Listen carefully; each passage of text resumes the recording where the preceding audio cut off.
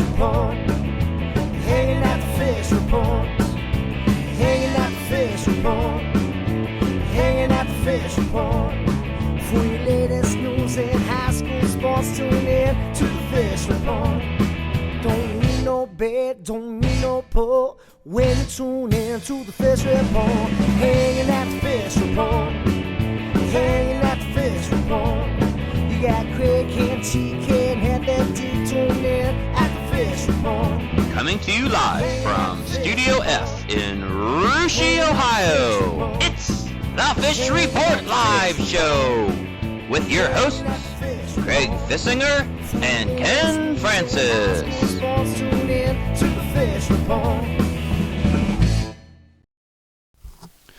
Welcome, folks, to another Fish Report Live. I'm Craig. That's Ken. Back in the sound room, we got TK and Heavy D running the cameras, running the soundboard. And Ken, I hope you enjoyed the holiday weekend, the Labor Day weekend. You know, I woke up Tuesday morning to a short work week, and I was already fired up for Football Friday and tonight's big interviews. Yes, I agree with that, Craig. You know, it was a great weekend. Nice hot weather for the annual Russia picnic. Well ran. Appreciate everybody's attendance out there that came to the big party, and a lot of fun for all the folks of Russia and the neighboring towns to get together. All right, we're going to talk a little football tonight. We're also going to talk a little volleyball, aren't we? Yes, we are, Craig. Really looking forward, Craig. We're going up to Mac Country tonight for our first interview of the night. We're going to talk to the star of the Minster Wildcats. He's a defending state champion, Craig. He's their quarterback. He's number one. He's Josh Nixon. He's a current record holder of 6 different passing records at Minster High School. He's had an outstanding career, Craig. He's off to a great start this year. He's 2-0 and spent some time with Josh before and really looking forward to talking to him tonight. Also, Craig, we're talking to the head coach of the Russia Raider volleyball team, Kristin Brandon. Kristin's in her second season as Russia varsity volleyball coach. She had a great year last year, finishing the season at 18-8, and looking forward to talking to her about her young Raider volleyball team this year and where they stand right now. All right, and before we get to that, we have tonight's poll question, and tonight you've got a football question. Yes, we do, Craig. We're running a polls this year. Instead of having questions, we're actually running polls and trying to get our listeners out there to participate in the vote. So if you're out there listening to us tonight, go on Fish Report Live and choose who you think will be the MAC champion in football this year. Who will be the MAC football champion come October of this season? Will it be defending state champion and league champion Marion Local, defending state champion Minster, defending state champion Coldwater, or the always tough St. Henry Redskins? All right, now those are 4 good choices, Ken, but are we saying that nobody else is capable of winning it? Or well, you know, Craig, I wanted to throw the Fort Recovery Indians in there too, but so Fort Recovery fans that are listening to me, don't be mad at me, but, you know, you just didn't quite make the cut this week, but you guys do have a great team this year and could possibly slip in there as well. I hear Fort Recovery yelling right now. I think I even hear Versailles and Delphus people possibly yelling at their computer screens, their TV screens, saying, hey, what about us? Well, we only had room for 4 on the polls, so that's why. All right, good enough. Well, you know what they say, Ken, about the MAC. It's easier to win a state title than it is a MAC title, and that was never more true than last year, was it? Absolutely, Craig. You know, the Marion Local Flyers won the league last year, and like we said, there was 3 state champions. So, you know, 1 league champion, 3 state champions, 3 state champions, and with so many divisions in football, it's exactly right. It is actually easier to win state than it is to win the MAC. And you know what, Craig? You could have threw Fort Recovery in there as well because they were probably the second best team in their division. Unfortunately, they got beat by Marion Local. All right, well, let's take a look. You know, we're in week 3 right now, so the MAC teams have only got 2 games in so far. Both of them are non-league games. Let's take a look at the standings or talk about the standings here a little bit and where are we at right now. Well, Craig, nobody's played any league games yet, but Coldwater's off to a 2-0 start, as is Fort Recovery, Marion Local, Minster, and St. Henry, all sitting at 2-0. And New Bremen, Versailles, both at 1-1, where Anna, Delphus, St. John's, and Parkway sitting at 0-2 right now, Craig. But, you know, they'll be looking to get some W's once conference play starts. All right. And before we get to our interview tonight, I want to ask you maybe the most important question. I'm not going to ask Josh this, but what about that 50-50 pot? What do you think that thing is going to get up to on Friday night for Coldwater Minster? Minster at Coldwater, Craig. You know, I'm tempted to go to the game as an investment to potentially win the 50-50. I'm thinking it could be in the neighborhood neighborhood of $4K to the winner somewhere. And, I know sometimes at Versailles they get awful big, and the MAC they always get awful big. And, wouldn't that be fun, Craig, to go over there, be a Russia fan, sitting in the stands at Coldwater High School in their newly remodeled field, and win the 50-50. That would be something else, and I'm with you. I about want to go over there just for that. But enough about the 50-50. Let's talk some football. Let's welcome on Minster star quarterback Josh Nixon. Josh, welcome to Fish Report Live, and thanks for joining us. Hi, how's it going? Hey, good. You're 2-0 right now. Ken and I just talked about your wins over Fort Laramie, over Lehman. You guys seem pretty confident coming into this season. Josh, was there anything from last year's state tournament run that you carried over to this season? I think the biggest thing is just having our seniors back that played last year. That leadership and everything is carrying over to this season. I mean, we're really working hard right now and going at practice 1 week at a time. We're not really worried about the future. We're just going at it 1 week at a time right now, and it's really helpful having 19 seniors out there who can lead. So. All right, well, of course, you got your big game coming up this Friday. Going over to Coldwater, Ken and I were just talking about it, and you got two defending state champions there. Both of you are 2-0 right now. A lot of hype. I want to ask you, I mean, do you get into that hype, or is that just something you ignore? I think that's just something I ignore. I know Coldwater is obviously a good program, good team, but I got to control what I can control, and that's being myself and being part of the Minster football program. We can control what we can do, but we can't control Coldwater. So we're just trying to control how we play and how we're going hard at practice this week so that we'll be prepared for Friday. Josh, hi, this is Ken. You've set several passing records at Minster High School already. You're just beginning your senior season. I have to admit, I was on the edge of my seat last year in that state championship game, watching that game, thinking, there's no way the Wildcats are going to pull this one out. You recover the onside kick. Then you hit Eli Wolf down the sideline for the winning touchdown. You've had so much success, but Friday night you're going up against a Coldwater team that's only given up 6 points all season. What makes that defense so tough, and how are you going to have to adjust your game? Yeah, Coldwater defense, obviously, they present a lot of problems for us, but they're really athletic. They change coverages and whatnot, so it'll be difficult for us to get, an offensive rhythm going, but I'm sure we'll be able to do that. We haven't changed a whole bunch in the game plan. We're just going to do what we do, whether it's passing the ball or running the ball. We're going to find holes and hopefully be able to put some points on the board up against Coldwater. Josh, last year we had the head coach of the Wildcats, Garen Stokes, on our show, and he's just a young coach. He's been very successful, obviously, with already winning a state championship. Your relationship last year, you had great success. You won a state championship. Now you're a senior. How are things different this year, or is it very similar with the relationship between you and the coach? It's pretty similar. We're always talking defenses to each other, talking offensive plays and whatnot. It really hasn't changed much from this year to last year with him, and especially the whole program itself. I mean, we're doing everything exactly as we did last year. It obviously worked for us last year, so we're kind of going in with that same mindset. And my relationship with Coach Stokes has basically been exactly the same. I mean, we're always talking stuff, going over stuff, so it's pretty much been exactly the same as last year, and we're hoping that using last year's success, we can do the same thing this year, hopefully. Josh, you're a football star in the fall. You play basketball in the winter. I've spent a summer with you playing baseball, and I know what you can do on the baseball field. You're a multi-position player. You're a great pitcher, catcher, third baseman. What's the future hold that you can tell us, Josh? Your college days are going to be coming up here around the corner before you know it. You looking baseball, football? Have you made any decisions yet, or where do you stand? I'm more on the baseball side right now. I want to play baseball in college. It is definitely something I want to pursue. There's been some teams interested. I've had contact with teams here and there. Right now I'm just kind of seeing where everything falls and see how everything goes, and I'll just kind of work off that. So I will, without a doubt, I will be playing college baseball somewhere, though. I just got to find where as of right now. Well, like I said, I've seen you hit from both sides of the plate. I've seen you play multiple positions, and you're extremely talented, so good luck to you.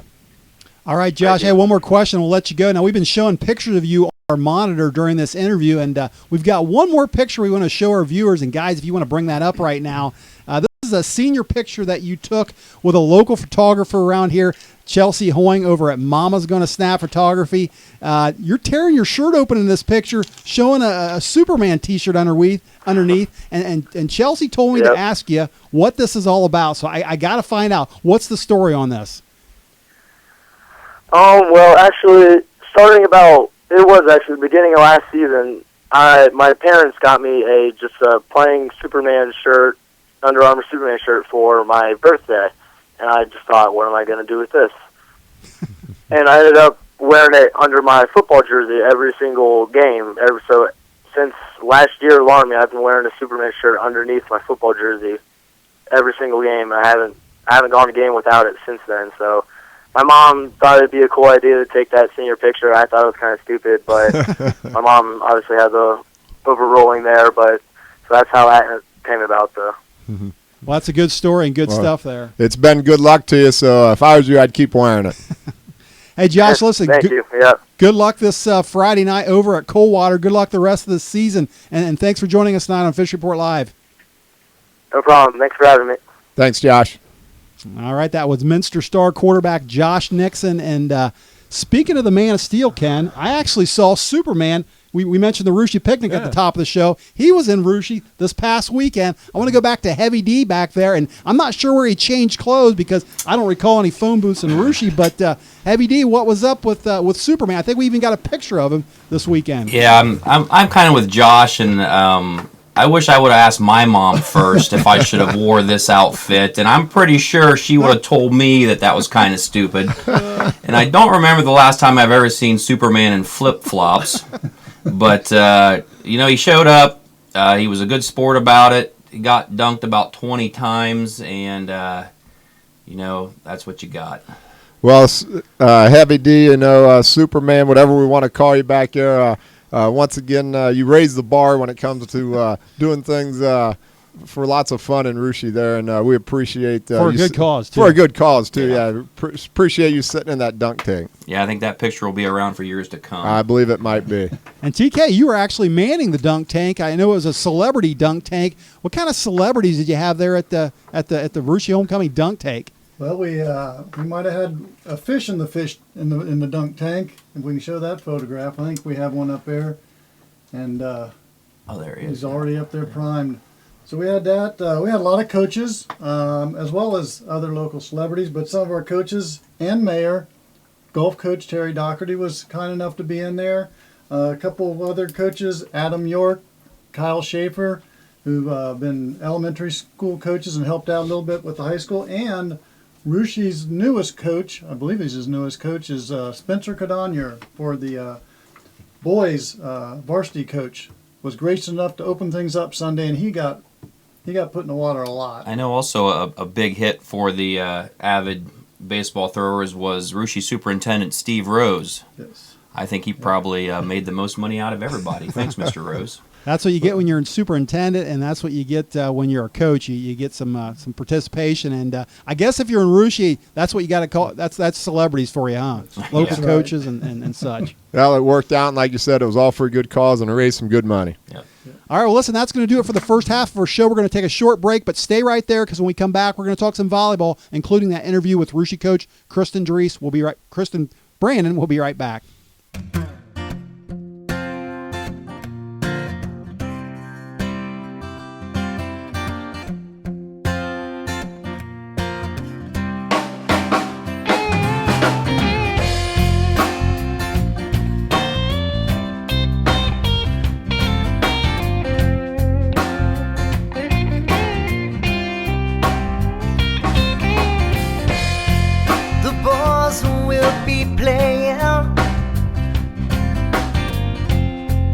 Stage at the Leaping Vine.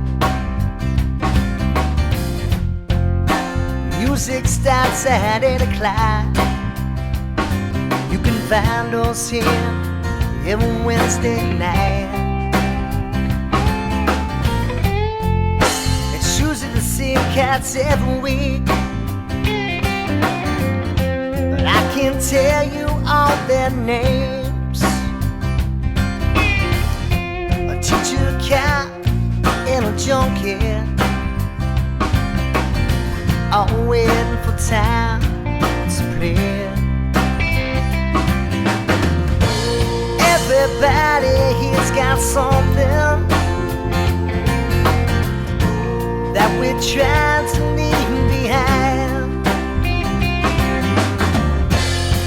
We're all a little broken, looking for a place to hide. Get no answers, don't ask any questions. We're all here just looking for a high. And we're all beautifully broken here tonight.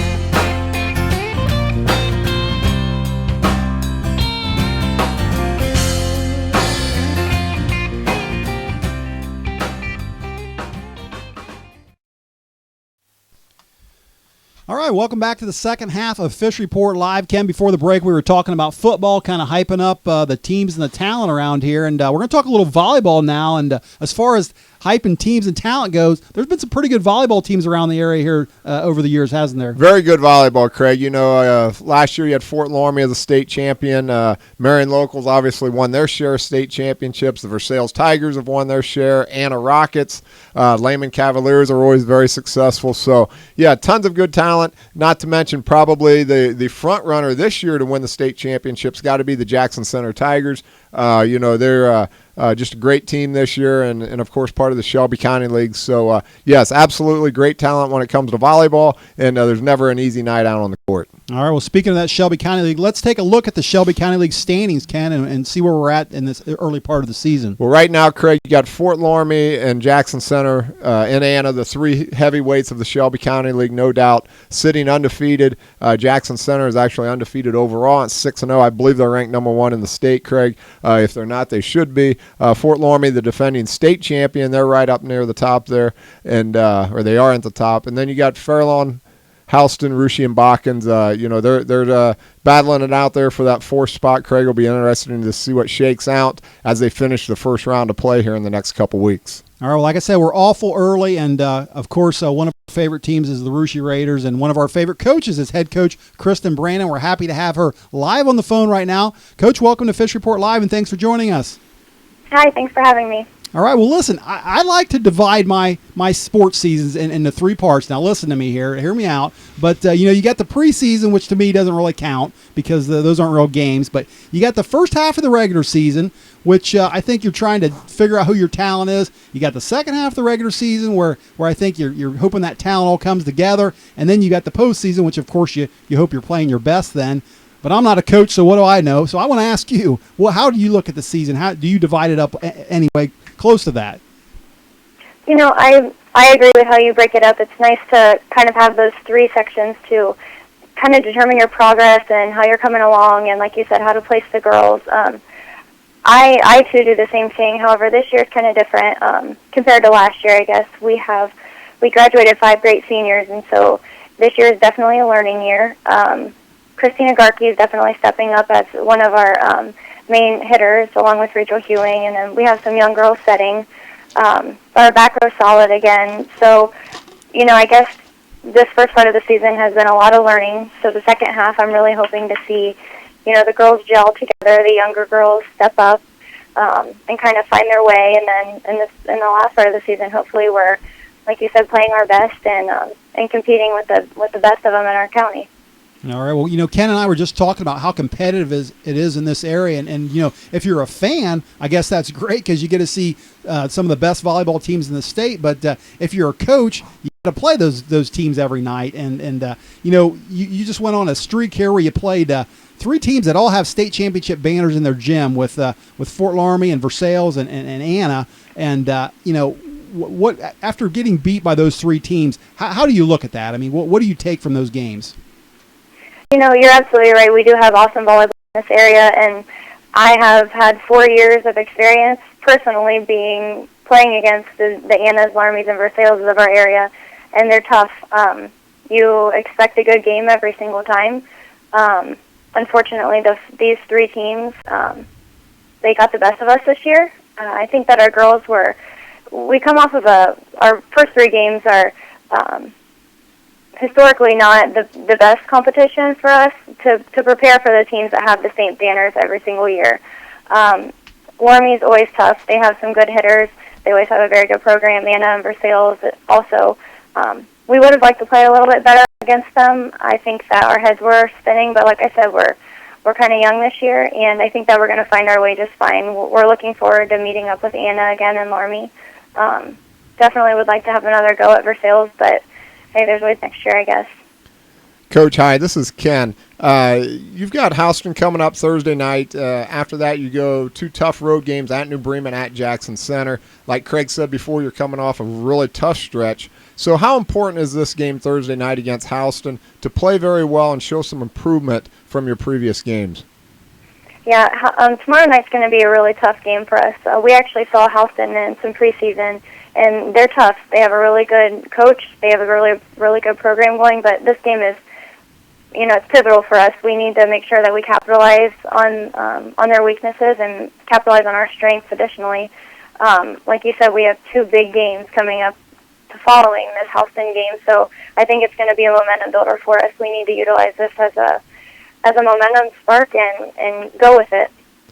Coach, speaking of your strengths and weaknesses, at this point in the season, what are you happy with as far as your play goes, and what do you feel needs the most work? I am definitely most pleased with our back row. We have some great defensive specialists. Normally teams are struggling with serve receive and digging in the back row, but that's probably our largest strength thus far. We have the Pyman girls back there, and Chloe Sherman's doing a great job for us. We're solid back there. Where we're struggling a little bit is putting the ball away. We have some tall girls. There's just some inexperience. So we're looking to improve that as the season goes, maybe gain a little confidence. We had some strong front row seniors that graduated last year, so I guess it's just these girls that are going to have to find their way and make their mark on Russia volleyball. All right, Coach. Hey, listen, we got one more question, and this isn't so much related to volleyball, but Ken and I and the crew here actually had the opportunity to watch you play a little softball this past summer at the Russia Alumni Tournament, and we got some pictures we want to show on the monitor here, and I thought you were a track girl, but I tell you what, you're fielding grounders here, making a throw from third base to first base. We got a picture, I think, of you batting. You look good at the plate up there. When did you learn to play softball? Well, I played softball my freshman year, and I decided to hang those shoes up and pick up my track shoes. And my sister is actually real good at softball, so whenever I came off the field, I was like, hey, I think I'm playing like my sister, so I wouldn't expect to see that next year. I think it might have been a fluke, but hey, it was fun. We had fun. Well, I got to say, you and I got something a little bit in common. We were out on the field there at that alumni tournament. I can't say that for the rest of the guys in the studio tonight. None of those guys are brave enough to get out there. So you and I got something a little bit in common there, and I'm gonna give myself a pat in the back as well as you. So good job there at the alumni tournament. Well, thank you. Good job, Kristin. And listen, I appreciate you taking time to be on our show tonight, and wish you the best of luck with the Raider volleyball the rest of the season. Well, thank you guys so much. Yep. Thanks, Coach. That was the head coach of the Russia Raiders, Kristin Brandon, who I mistakenly called Kristen Dries. That's been a little over a year ago, I believe, that she was Kristen Dries. That's easy to do, though, Craig. I've got some ladies I still call by their maiden name. They've been married 20 years, so.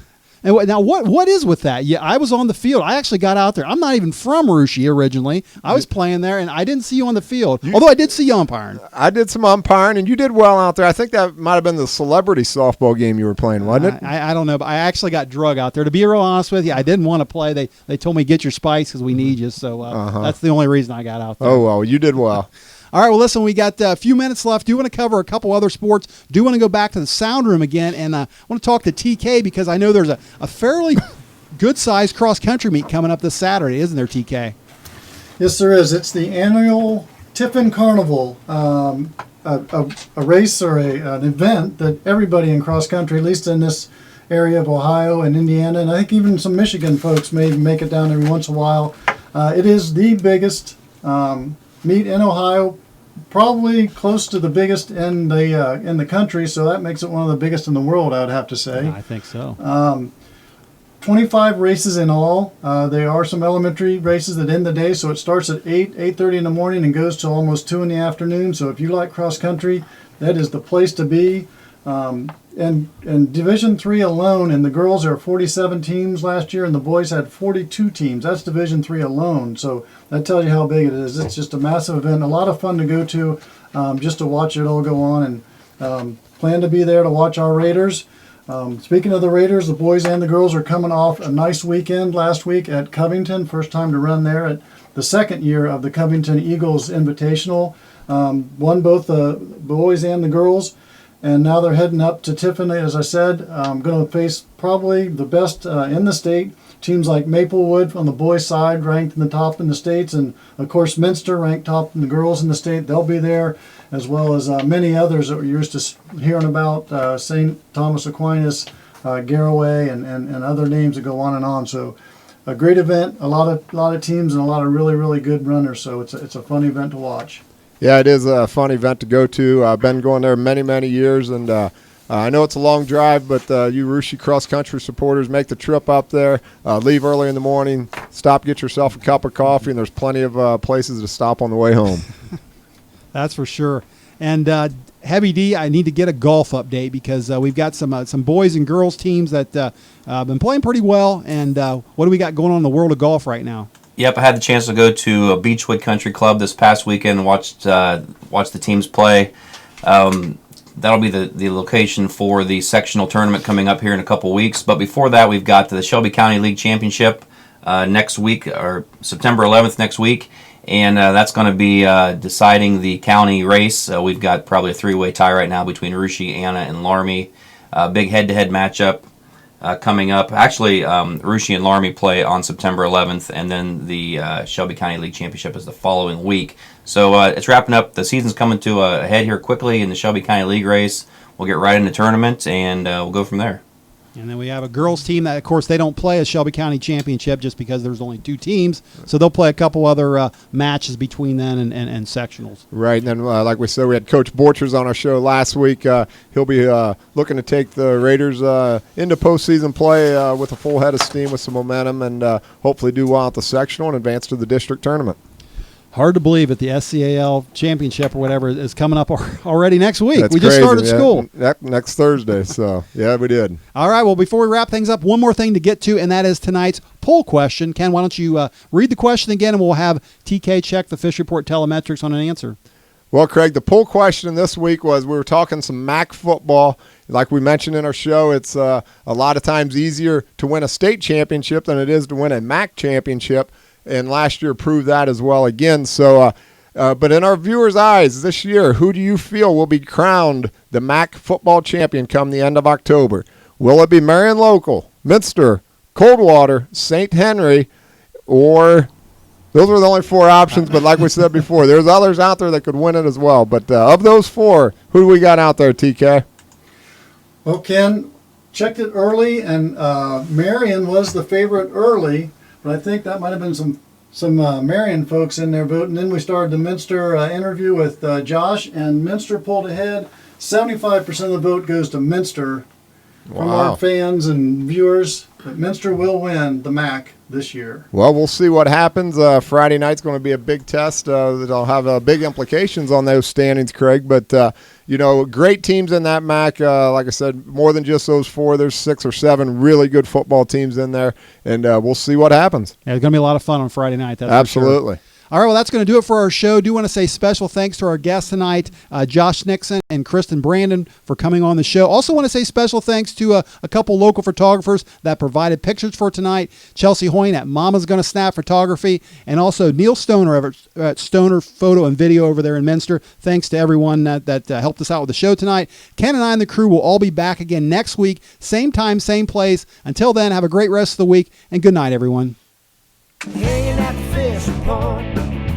Hanging at the fish report. Hanging at the fish report. Hanging at the fish report. For your latest news in high school sports, tune in to the fish report. Don't need no bed, don't need no pull. When you tune in to the Fish Report, hanging at the Fish Report.